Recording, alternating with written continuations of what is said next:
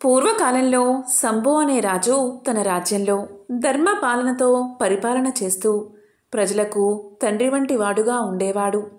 అతని రాజ్యంలో ఎవరూ కూడా ఆకలితో లేదా బాధతో ఉండే పరిస్థితి లేనేలేదు. కానీ ఒకసారి కఠినమైన దుర్భిక్షం రాజ్యాన్ని కబలించింది.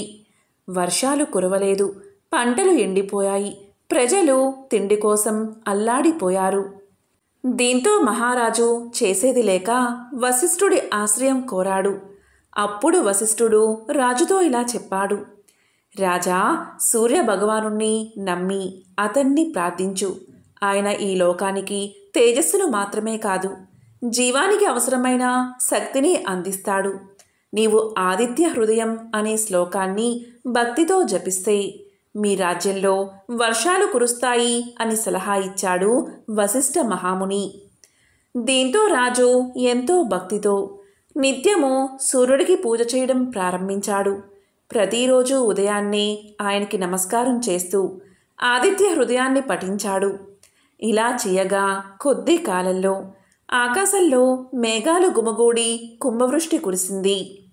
పచ్చదనంతో రాజ్యం మళ్ళీ సస్యశ్యామలంగా మారింది.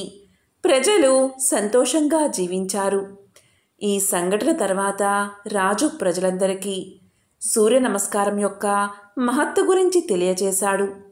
అప్పటినుంచి రాజ్యంలో ప్రతి ఆదివారాన్ని సూర్య పూజా దినంగా పాటించడం ప్రారంభించారు.